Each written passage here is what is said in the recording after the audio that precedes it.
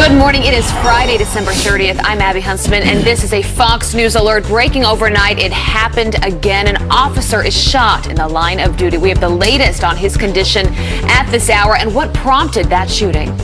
And just breaking overnight as well, Russia responds, taking aim at the U.S. after the Obama administration issues a series of sanctions for alleged election interference. So was the president's play just another shot at Donald Trump? We're live in Washington with the latest breaking details. And in the good old days, you used to have wine, and you used to have to wine and dine them to win a lady's heart. But now, not only is chivalry dead, but so is the dinner date. Did you guys hear that? But you know what? We're actually having dinner all morning here on Fox and Friends. We have bacon. I can smell it. I'm going to eat it. And if you want it, you should wake up and make some bacon and join it, have it with us as well, because mornings are better with bacon and with these guys.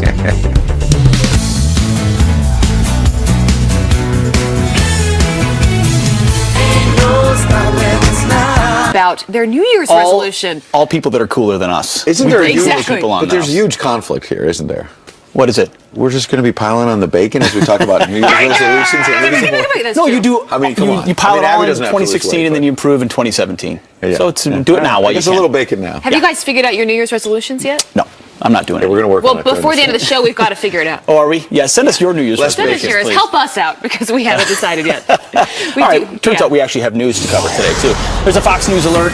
Russia retaliating after being slammed with new sanctions for alleged election hacking. Yeah, and a furious Vladimir Putin announcing sanctions of his own in a swift revenge against the Obama administration. Let's get right to Garrett Tenney. He's live in Washington with the breaking details. Good morning, Garrett. Good morning, Ed, Pete, and Abby. Russia had promised that they would retaliate against any sanctions from the U.S. and less than 24 hours later, it appears they have done just that. Reuters news agency is reporting that Russia has announced plans to expel 35 U.S. diplomats and ban U.S. diplomatic staff from using 2 buildings in Moscow. That comes in response to a long list of sanctions the White House announced yesterday, including plans to shut down 2 compounds in Maryland and New York that have been used by Russian personnel for intelligence purposes, and declaring 35 Russian intelligence operatives persona non grata and giving them 72 hours to leave the country. With that announcement, President Obama said the U.S. may take additional steps against Moscow as well. His statement reads in part, "These actions are not the sum total of our response to Russia's aggressive activities. We will continue to take a variety of actions at a time and place of our choosing, some of which will not be publicized."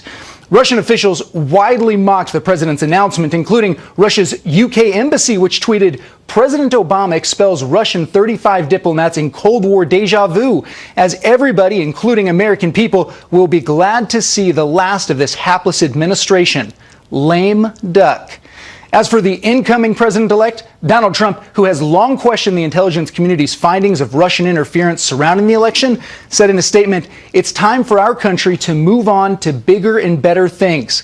Nevertheless, in the interest of our country and its great people, I will meet with leaders of the intelligence community next week in order to be updated on the facts of this situation." And of course, the big question with these sanctions is, what will President-elect Trump decide to do? Well, last night, incoming White House Chief of Staff Reince Priebus said that they will wait until they have met with the intelligence community and gotten that information before making a decision on how they will go forward.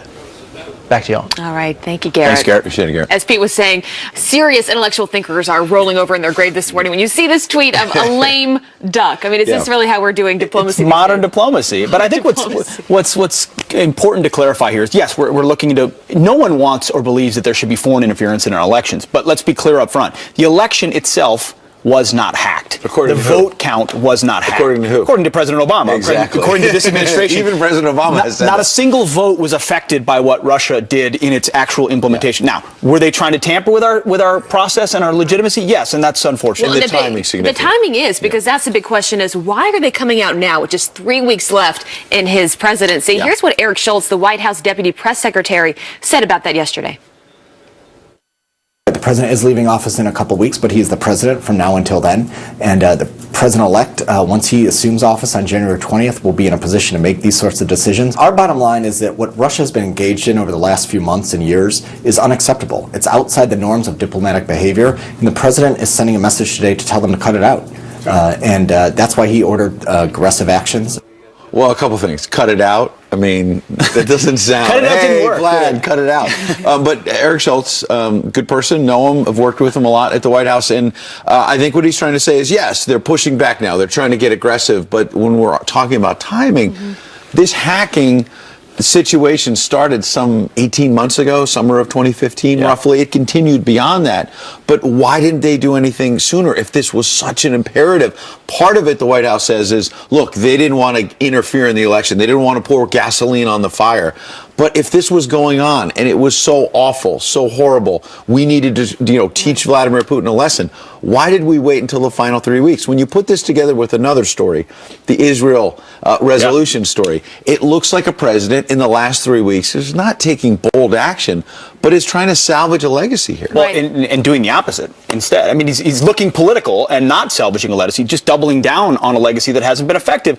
And Kellyanne Conway does a very nice job usually articulating these types of things. Was on last night talking about, well, why would this be happening? Is this have anything to do with politics? She was on Hannity last night. This is what Kellyanne Conway said.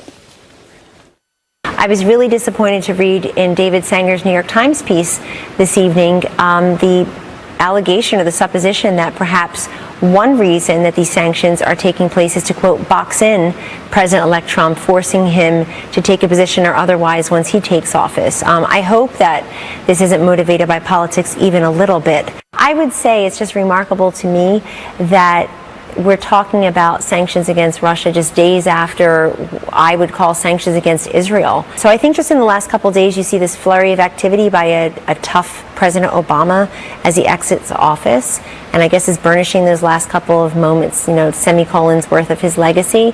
But at the same time, the new president will have an opportunity to re-examine our relationships geopolitically. Yeah, I think the semicolon of a legacy. I like right, that. Yeah, and I think she's spot on there. There are two big questions here: why now, and how political was this move? And you brought this up, Ed, when the resolution came forward at the UN last week. You said, would this have happened if Hillary Clinton were the incoming president? I do wonder that same thing in this scenario. Sure, because you're leaving a mess for Donald Trump, and you're exacerbating some of the mess as well. You say by taking on an ally like Israel. You're also continuing to attempt to delegitimize. I don't know if you can zoom in on this on the headline.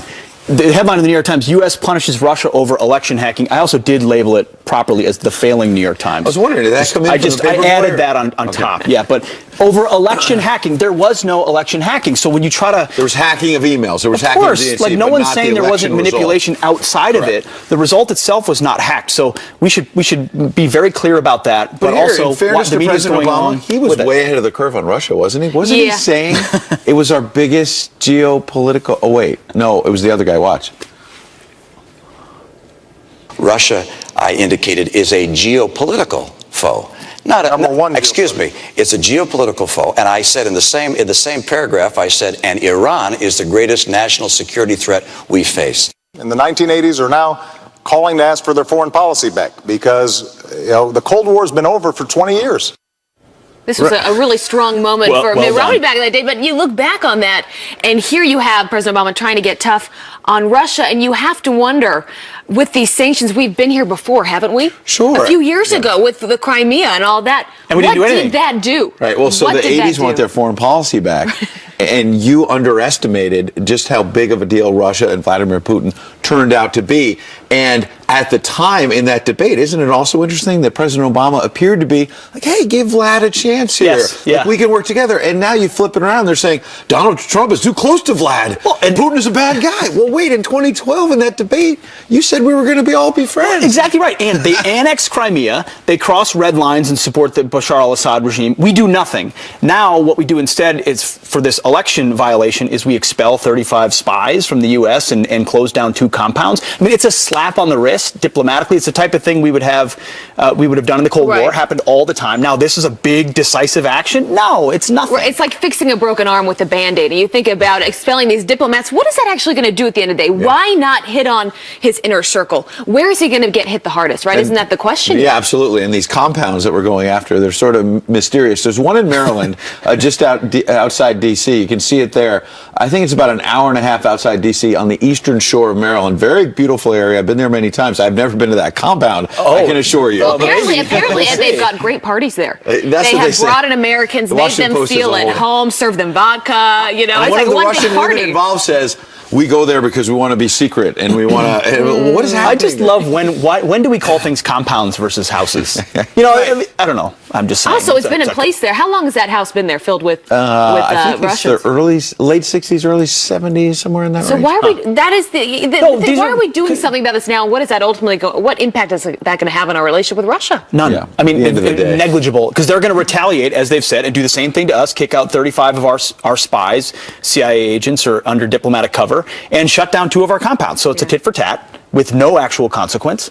And here we are with With Russia 3 still weeks to running the table and Yeah. doing On what the they way want. out the door. It'd be really interesting to go in that compound now, though, just to kind of see how they left it. I feel like there's like a All the machine gun range bugs in that the were left basement or behind. something. Yeah. That would- You mean it's like a summer rental where at the end you leave it, there's a, like Now it towels could on the become a summer floor, rental. You know? Yeah, up for rent. Yeah, we The do. Eastern Shore is a beautiful area. I bet you they'll flip it around now. You know, All right, might we- help cut the deficit a little Flip bit. it or, right? yeah. We do have some other headlines this plan. morning. Let's toss over to Jillian Turner this morning. Good to see you, Jillian. Good Great to to see see you. you. You guys Good should morning. get that puppy up on Airbnb. That's a great point. How much do you think They it could go make for? a killing. I think you're right. All right, here's some headlines for you. This is a Fox News alert. A Texas police officer shot during a routine traffic stop. Shots ringing out across a parking lot as Officer Chris Bumpus tried to arrest a man with an outstanding warrant outside Fort Worth. Both the officer and the suspect were hurt and rushed to the hospital. Bumpus is now out of surgery, thankfully, and in stable condition. The Navy veteran was recently just named Rookie of the Year. Good for him. And developing right now, unprecedented security in place as the world prepares to usher in 2017. ISIS warning about brand new attacks. It's a live look at Times Square, where you can see trucks are blocking the streets filled with sand-filled trucks to protect nearly 2 million people, planning to ring in the new year right around the corner. 7,000 officers are going to patrol these crowds, and helicopters will keep watch from overhead. Right now, there are no credible threats against Times Square on this New Year's Eve. Now to extreme weather. A major winter storm slamming parts of the Northeast at this hour. Heavy snow and whipping winds making for a dangerous morning commute. More than a foot of snow falling. In Maine, a car you can see right there rolling onto its side over the slick roads. But the good news, much of this mess is moving out just in time for New Year's Eve. Those are your headlines. That's good news. All right, thank you, Jillian. Thanks, Times Jillian. Square looks so vacant right now. It's going to Oh. be crazy. I'm sure we'll have a few live shots there. All right. Well, the Obama administration is rushing to resettle refugees during their last days in office. Was this another attempt to hurt and complicate things for the incoming administration? We're going to ask Congressman Louis Gohmert when he joins us live. There he is next. And Hollywood A-listers boycotting President-elect Trump's inauguration based on so-called principles. But where were those same principles when they performed for despots and dictators? They don't want to talk about that, do they? We're back with a Fox News alert. Tension growing between the U.S. and Russia, already at an all-time high following President Obama's decision to impose sanctions on that country. Some members of the president's own party speaking out, though, saying the sanctions should be tougher. Congressman Adam Schiff saying, quote, we must evaluate the success of our response using only one critical metric. Has it dissuaded Russia from further interference and bad conduct? And I believe that other more punitive measures will need to be undertaken. That from a Democrat. Wow, joining us now to weigh in, Texas Congressman Louis Gohmert. Good morning to you. Great to be with you. Thank you. So a big news day this morning. First off the top, just your reaction to President Obama's actions yesterday. Well, if you're really going to punish somebody, what he did is not all that much of a punishment. I was hosting for Sean Hannity yesterday, and Mike from Ohio called in and said, this is really not a punishment because these 35 Russian expelled diplomats just choose the sanctuary city they want to go to and go there. You don't have to leave. Just go to a sanctuary city. They'll protect you. You know, Chicago, San Francisco, they promised, you know. So it's not so bad. No, it's not really punishment. Why now? I mean, why now? So many things, so many violations, so many things Russia has done over the last, under this administration. Now this and this action. Well, we saw these kind of actions when we were each in middle school. You know, when somebody got their feelings hurt, what did they do? They tried to slap back. But if you look at what this president done, 2012, I know you remembered, you reported on it, Ed, but the president said, tell Vladimir, I'll have a lot more flexibility. Sure. So when he was willing to sell out the country and Vladimir didn't take him up on his offer, then it was a slapback, just like in middle school. But if you look at what the president's doing at the same time with immigrants, I immediately thought of Batman Begins, isn't that the one with Liam Neeson? And what do you do if you want to destroy the big city? Well, first they let the criminals go. What's the president doing? He's letting as many criminals as he can go. And then you bring in outsiders to help destroy what's left. And this president, he's been told by ISIS, we're going to get terrorists in with the refugees. And he says, great, let's bring them on. We're going to have them all here for Trump. Who Just is Donald keep sending Trump in all them. this? Is he the superhero in your thing? I see Trump is the guy that comes sweeping in with the medicine that saves the city. So How does he do that, though? When you're dealing with Vladimir Putin, when you're dealing with Russia, every president coming in has had the opportunity to press the reset button. Trump will have that same opportunity. Yeah. What does he do to get it right? Well, the thing I think that Trump has going for him as a student of history, majoring in history, keep studying. And I told Donald Trump this back in September, we were talking privately, that you look at the presidents that did best with foreign policy, they were presidents that were perceived as being a little bit crazy. Teddy Roosevelt, Ronald Reagan. I said, remember when Reagan was portrayed in Saturday Night Live walking around, where's the red button? I'm ready to launch missiles. Well, this is Trump. I said, you've got a chance. He said, they say I'm crazy. I said, that's why you will be great at foreign relations. Real quick, you came in as well to talk about this sharp increase in refugees coming into this country. How do you make sure that they're actually vetted and that they don't that they're not terrorists or don't, You take the testimony of Comey and those that have testified before our committee on this issue. They have said, yes, they will vet them, but they have absolutely no information with which to vet them. Yeah. There is no way to know. Comey said, when they came from Iraq, we had all of Iraq's governmental records we could check against. Sure. From Syria, from these other places, we've got nothing. We have zero. We have nothing to check their records against. And right now, against. the default is to let in as opposed to do further Exactly. scrutiny. Yeah. And so, he should be the president should be in the position of a doctor. First, do no harm, and this president's doing harm as he goes out. It's a mess. Congressman Louis Gohmert, appreciate you coming in. Happy it's so great to be with you. You guys are doing great. Thank you. Good to have you here. Thank you.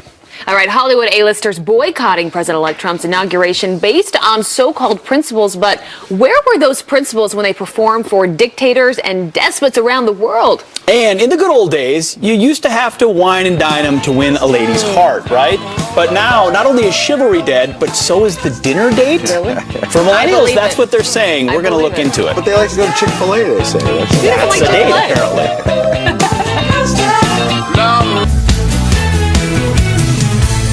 Welcome back. Now some quick headlines. The parole hearing for a notorious Manson cult killer has just been pushed back. The court says it needs time to investigate brand new information that reportedly involves allegations Patricia Krenwinkel was abused by Charles Manson or someone else. Krenwinkel was found guilty of helping Manson murder 7 people nearly 5 decades ago. And Drexel University is defending its professor who tweeted, quote, "All I want for Christmas is white genocide." In a statement, the school says it supports the rights of its faculty members to freely express their opinions, calling the professor's tweet protected speech. I guess they protect that, but not other forms. Ed, over to you. Yes, there's the First Amendment with that one. Wow.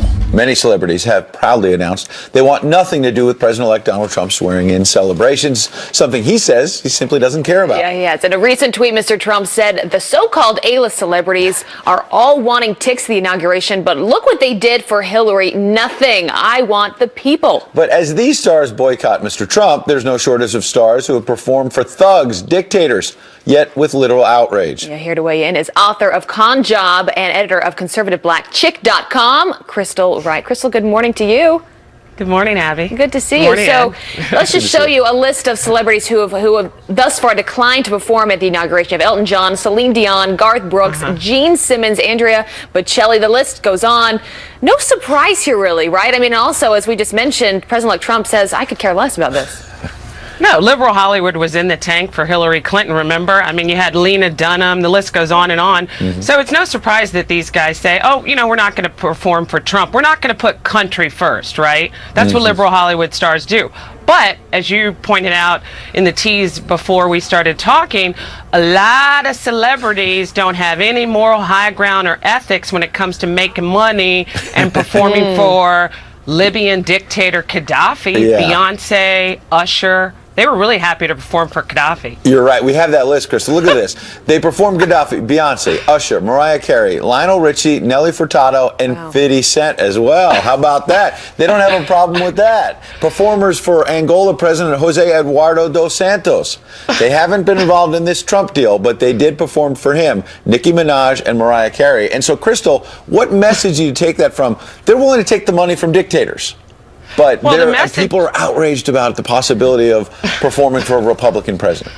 Right. The message here is that celebrities like Beyonce and Usher are utter hypocrites. They have no moral high ground and no ethics. And nothing says that you hate America and your country more than refusing to perform for the next president, right? What happened to the peaceful transition of power that Hillary Clinton lauded? Remember that? She kept ribbing Donald Trump. But it's because, by the way, speaking of Beyonce, who loves performing for Gaddafi and despots, she performed for President Barack Obama's, I think one of his inaugural, maybe it was the second one? 2013, right, right. So, okay, but Trump is a white Republican, so of course, oh no, you can't perform for him. And we all know, guys, that if the roles were reversed, these same liberal celebrities would be calling their peers racist for not performing if it was Obama and it was happening, right? If celebrities were daring to boycott the first black president, oh, you guys are a bunch of racists, but it's okay to boycott the white Republican dude, right? Coming in.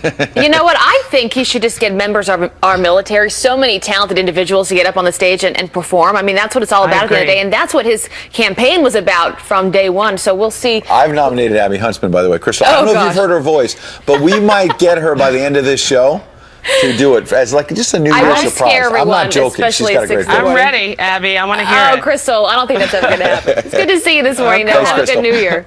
And Gene Simmons of KISS will join us on the program next hour. We'll ask him about this as well. Yeah, that'll be great. So the ultimate disrespect for our nation's cops, this painting depicting police officers as pigs, this is now hanging inside our nation's Capitol. And who approved that is the question. We've got it up next. And it's not an official national holiday, but it should be. I'm telling you, it's National Bacon Day. Up next, a special Fox and Friends bacon taste test. That might be why Pete's not here right now. He ran out there. Where are the judges? That is hilarious. But first, happy birthday to LeBron James. He is 32 years old today. Happy birthday, LeBron.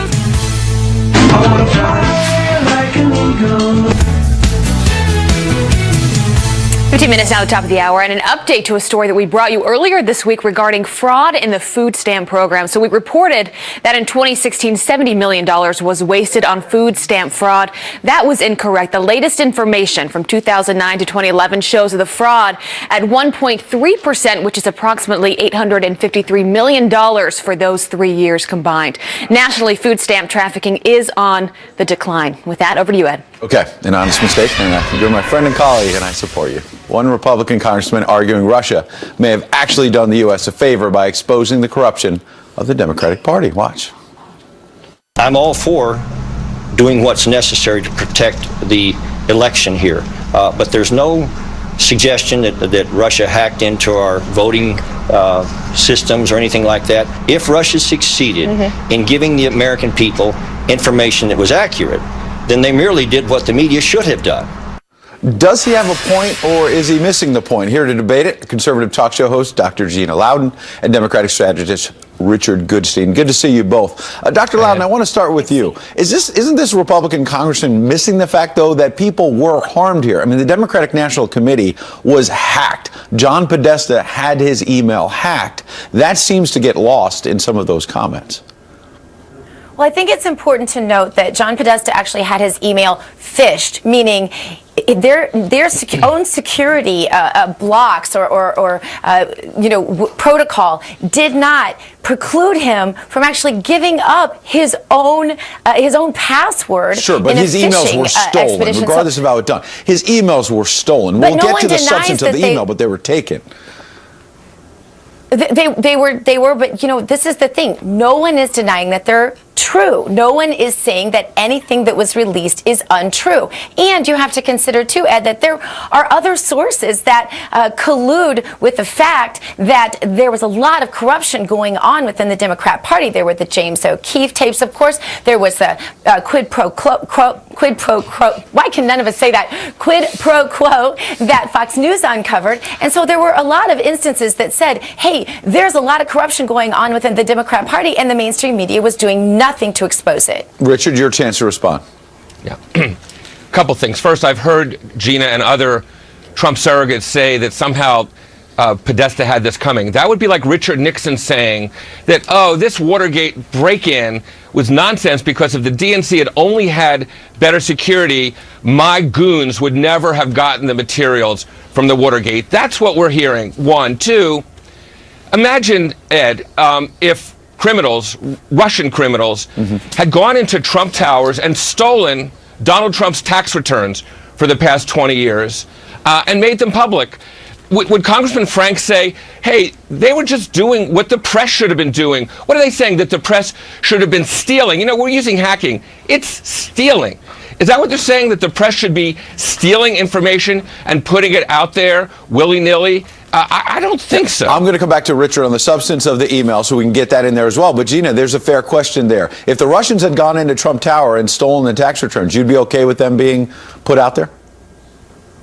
Well, let's not forget that some of Trump's tax returns were stolen. A couple pages. But I don't think that's the point here. No one's saying that it's okay, that the Russians meddle in any way. But what we are saying, and I think it's important to note, and I think there really is a story here, is that the mainstream media did no investigation. Where is the evidence, Ed, that any investigation was done into the corruption of the Democrats? And if they were that desperate, we have to ask ourselves logically, if they were that desperate to win the election that they were willing to resort to that kind of corruption, not only exposed by WikiLeaks, but also others, then why don't we believe that they're desperate right now and willing to do just about anything to undermine the Trump administration? Okay, I pressed Gina before. Richard, I'm going to press you now then on the substance of the emails. As Gina has been pointing out, I'll give you one example with the Clinton Foundation, the millions of dollars that went to a Moroccan king. We didn't know about a lot of that until we saw these emails. The substance of the emails were not pretty for the Clinton team. Right. So what you're saying, Ed, is that stealing somebody else's private information, the ends justify the means, right? I actually heard very little on this and other networks about what we call a classic pay for play, which is Donald Trump giving money to Pam Bondi, the Attorney General of Florida, so that she could shut down an investigation of Trump University, okay? All the stuff about Morocco. Incidentally, there was zero that came out from WikiLeaks or anything else that tied any official actions by Hillary Clinton to anything done by the foundation. She was dissociated from the foundation. I mean, we could relitigate it. The fact of the matter is, what Congressman Franks is saying is the media should be stealing information from whoever they want and putting it out there. And I'm suggesting to you, and even Gina would agree, that that's wrong. If it was Trump, if it was Clinton, or anybody else, I don't think Fox wants to have dirty hands, nor does anybody else. Gina, 15. And yet everybody feels like, oh, it's fine, whatever, it's out there, let's just go with it. Gina, 10 seconds for you. I think we expect our enemies to do things to sabotage our system. What I don't think we expect is for that party, the Democrat Party, to be so corrupt and for the media to collude with them and not even investigate the corruption that was happening. Richard, we'll have to leave it there. You both got your points in there. Happy New Year to both of you. Appreciate having you. You too. Happy New Year to you. Still ahead, the ultimate disrespect. A painting depicting police officers as pigs, literally as pigs, now hanging inside our nation's Capitol. Who approved that? We'll get into it next. And we're counting down the top political sound bites of 2016. Who could possibly forget this one? You could put half of Trump's supporters into what I call the basket of deplorables. Okay. Well, as the new year comes closer and closer, it's time to rewind politically. After a contentious election season, we're about to take a stroll down campaign memory lane for some of the hits and miss moments of 2016. So who better to break that down for us than Lee Carter, who's the president and partner at Maslansky and Partners, and she joins me now with a look back. So you've done an outstanding job throughout debates, everything that's gone on, conventions, covering the top political moments. So we said, pick some out for us, some key moments that really moved the needle in 2016. We're going to play 4 of them. You could probably do 50 of them if you needed to. We could. We'll play 4, and then I want you to explain why you chose those. So the first one is Donald Trump talking about self-funding in a political ad. Take a look. The establishment, the media, the special interest, the lobbyists, the donors, they're all against me. I'm self-funding my campaign. I don't owe anybody anything. I only owe it to the American people to do a great job.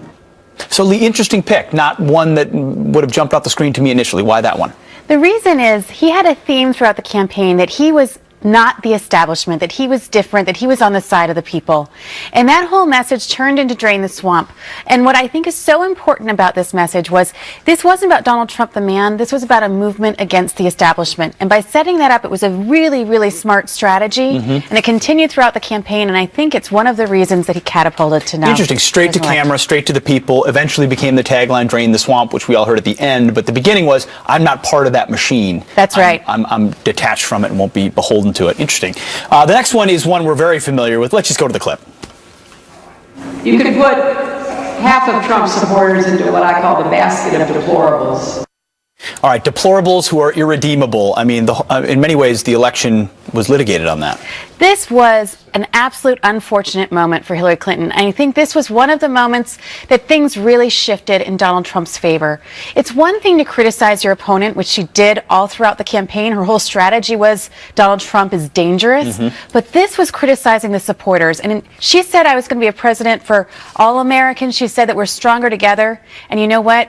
This showed that that wasn't authentic, that it wasn't true, and she was really only on the side of her supporters. It wasn't even she didn't misspeak. I mean, this was part of a speech. This was part of a speech, and this is something that she obviously felt, and really, it emboldened Trump supporters. You know, people wore it as a badge of honor to say, I'm a deplorable. It really backfired, and I think this is one of the biggest gifts that Hillary Clinton gave to Donald Trump in the election. Yeah, everything's caught on tape. Speaking of caught on tape, Donald Trump had this to say at a debate, and you're saying it's one of the top moments as well. Take a listen.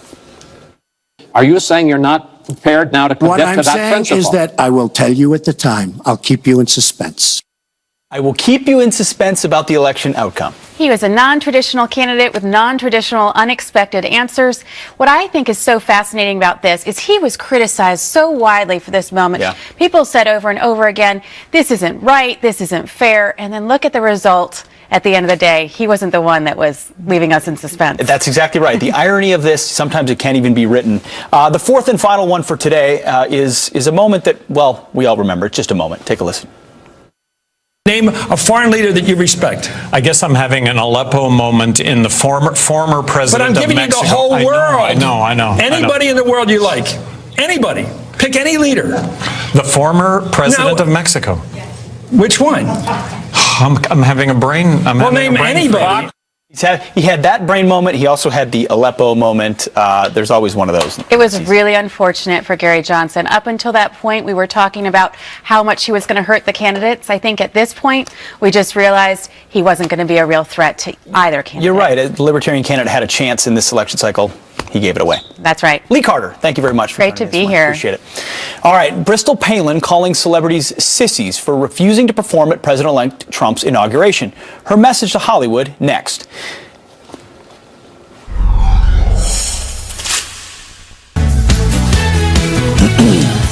Good morning to you. It is Friday, December 30th. We've made it to the end of the week. Almost. I'm Abby Huntsman. We begin with a Fox News alert. This is breaking overnight. Russia responds, taking aim at the United States after the Obama administration issues a series of sanctions for alleged election interference. So was the president's play more about Trump than about Russia? We've got more on this coming up.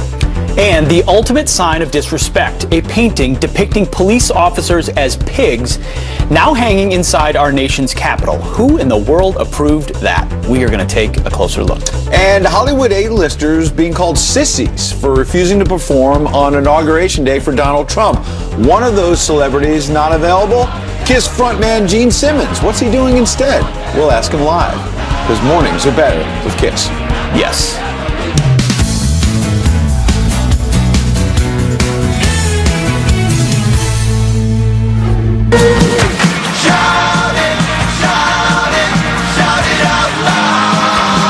I'm on the couch this I morning. know, and we're going to ask them what their New Year's resolutions will be. We also want to know what your New Year's resolutions are, so make sure you send them in. Yeah, send them in. Later Friends in at the show. foxnews.com. I wonder, yeah, we're going to ask Gene Simmons his. It'll be interesting. Maybe it's working out more to get pecs like Pete. Yeah. I'm never going to mention the weight room ever again. He was like, ever again. I love that music when I was like lifted. This is when I was 17. I'm sorry. Yeah, All yeah, right. yeah, Everybody. We have a lot of news, though, because you're seeing President Obama going out with like this furious burst of activity. First going after Israel at the UN, now going after Vladimir Putin and Russia with these sanctions. But immediately, just like the Israel situation, actually, you don't just have Republicans saying these seem kind of weak. You have some top Democrats on Capitol Hill who went after the president over Israel, saying, why are you attacking this key ally? Other Democrats now saying, wait a second, these are weak. We're throwing out some diplomats. If you really believe that Russia, did these horrible things, then why are we not going after We've them much been here harder? before. We put forward sanctions in the past. What has that done? What do we have to speak of that? Here's what they've done yesterday. U.S. actions against Russia, so you can better understand this. 9 Russian entities and people sanctioned. 35 Russian diplomats, they were expelled from the U.S. 2 Russian compounds closed in the U.S. and possible covert cyber actions. That just breaks it all down. But the big question is, what impact is that ultimately going to have? Yeah, I mean, in the failing New York Times this morning, as it's properly It's not labeled, written in there. No, it is now. It's been renamed. The first CIA source asked about what these things would actually do says it's a slap on the wrist at best. I mean, this is not something that's going to affect the way Russia operates in this country. They'll replace their intelligence agents, and they're going to expel 35 of ours and close 2 facilities in Russia. So this is nothing that's going to impact how they actually operate. I think that's what's important. If you're going to be punitive, make it work, make it hurt. Right. And in this case, it doesn't at all. It's purely symbolic. And after all the things Russia's gotten away with, Crimea, what's going on with Bashar al-Assad, this is now how we restore it. And also, the timing is really interesting because you said, what is the purpose of this? Why 3 weeks before President Obama's out of office? And how political was When this the move? hacking, the attack started some 18 months ago. 18 months ago, right? Now, the White House has been saying, look, we didn't want to further impact the election, say this past summer, to start going after Russia, pouring gasoline on the fire. Some critics obviously not buying that, but here's Eric Schultz, spokesman for the White House, explaining their side. The president is leaving office in a couple weeks, but he's the president from now until then. And the president-elect, once he assumes office on January 20th, will be in a position to make these sorts of decisions. Our bottom line is that what Russia has been engaged in over the last few months and years is unacceptable. It's outside the norms of diplomatic behavior, and the president is sending a message today to tell them to cut it out. And that's why he ordered aggressive actions. Because when you tell Vladimir Putin to cut it out, that's exactly what he does. Oh, he always does it. Yeah, he just listens to whatever you say. Did you ever do that with your sisters? Cut we saw it them out. on the Christmas show. Cut it out. Yeah, no, that doesn't work. No, it doesn't That doesn't work. work, and it hasn't proven to work as well. So Kellyanne Conway often speaking out and laying out these things in a way that's helpful to understand from their perspective. There's another Obviously, side of the story. This is all being handed to the next administration coming in. To Just like the President-elect Israel Trump situation. as well. And Kellyanne Conway was on Hannity last night saying that she really hopes that this is not just about politics. Here's what she said. Really disappointed to read in David Sanger's New York Times piece this evening the allegation or the supposition that perhaps one reason that these sanctions are taking place is to, quote, box in President-elect Trump, forcing him to take a position or otherwise once he takes office. I hope that this isn't motivated by politics even a little bit. I would say it's just remarkable to me that we're talking about sanctions against Russia just days after I would call sanctions against Israel. So I think just in the last couple of days, you see this flurry of activity by a tough President Obama as he exits office, and I guess is burnishing those last couple of moments, semicolons worth of his legacy. But at the same time, the new president will have an opportunity to re-examine our relationships geopolitically. There she got her shot in, a semicolon of a legacy, because let's not forget what the same president was saying during the previous presidential race, 2012, when Mitt Romney confronted him about, and stood his ground in that case, Mitt Romney, and said, this is our biggest geopolitical foe. And, Barack Obama says the 80s called, they want their foreign policy back. And Mitt Romney was mocked. He was right 4 years ago. Absolutely. And at that time, President Obama was saying, hey, let's maybe be friends with Vladimir Putin. Remember the other moment in that campaign where he said, if I get reelected, I'll have more flexibility to work with Putin. Well, we weren't supposed to hear that part, Ed. Right, we weren't. That was it was like a hot mic, basically. The tables have turned. But now Donald Trump is the guy that they're accusing of, he's just too close to Putin. Yeah, exactly. And, we're being told, too, that it was their influence that turned this entire election. Let's be clear. No one wants any foreign entity meddling in any way in our election, so that's not good, Republican or Democrat, no matter what. Absolutely. But this was not an election hacking. That's what but the mainstream media is still trying to tell us. Hacking of emails, somehow but not the election results. There was hacking, but nothing with votes and vote counting on election day. But what's the headline? But that's what's so interesting, though, because President Obama was the one that said that it wasn't hacking that impacted the election, right? He was the one that said that. Do we even have that sound? I don't know if we have that sound. If we do,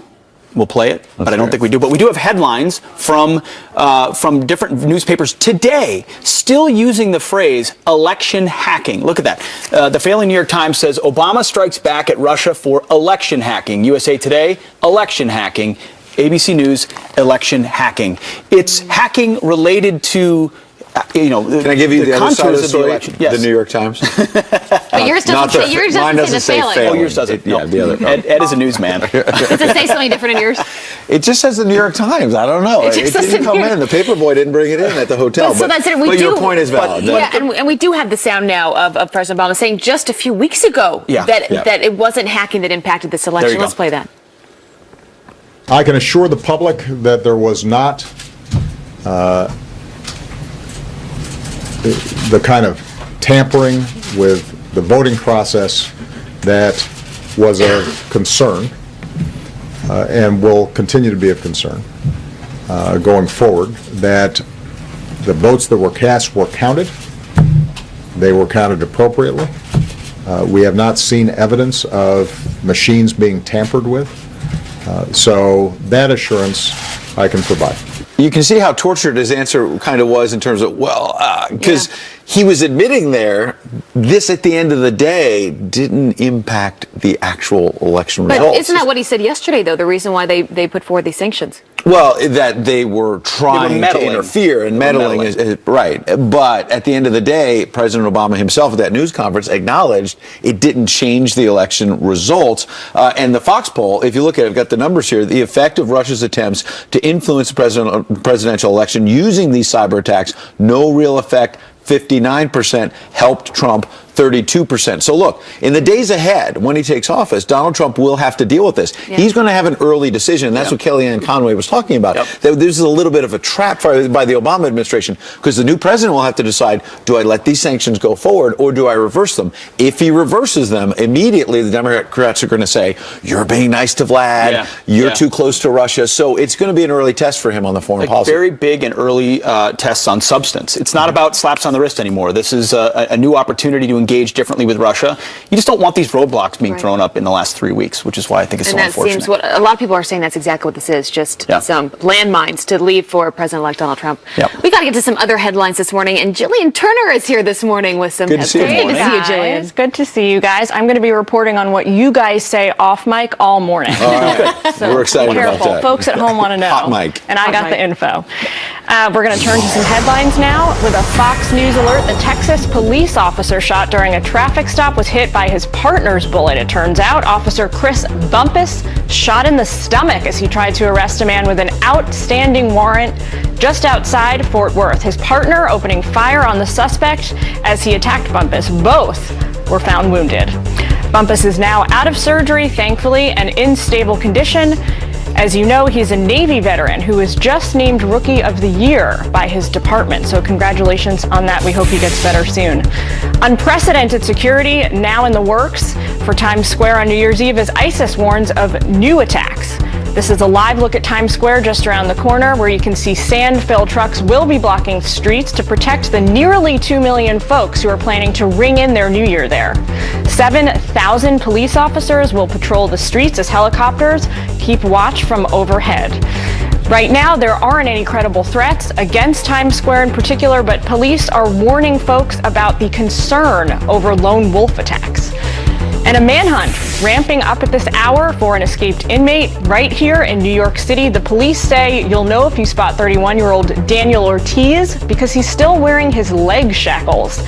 Ortiz, who's accused of stealing from the Macy's in New York's Herald Square, was taken to the hospital before being taken to jail. Police say this security photo shows him after he slipped out of an exam room and took off. Now, some celebrity news. Outraged by the list of celebrities snubbing the president-elect Trump, one famous face says it's time for the, quote, sissies in Hollywood to stop going with the status quo. Bristol Palin says she's sick of how uncool it is to be conservative. Writing on her own blog, she said, either Hollywood is that far off base or we have so many sissies in the spotlight, it's a little scared to stand for what they believe in.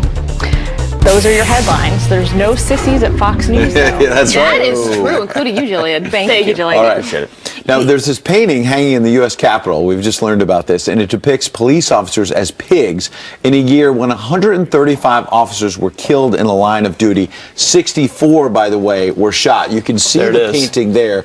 Now, the congressman involved in this, I should say by way of context, that there typically are a lot of paintings in the Capitol when you walk between the office buildings because they do these contests from each person's district and schools, and they try to highlight, okay, my district has this really cool piece of art, a landscape or something, but to throw into the mix and not have somebody say, well, wait a second, this one's offensive. The colors may be nice and all that, but the message in it is disgusting. Why would you put that up in the Capitol? And, it comes to New Year's and we talk a lot about the celebrity deaths and, George Michael, great legacy, and Debbie Reynolds, and all of that is fine to talk and reflect and remember.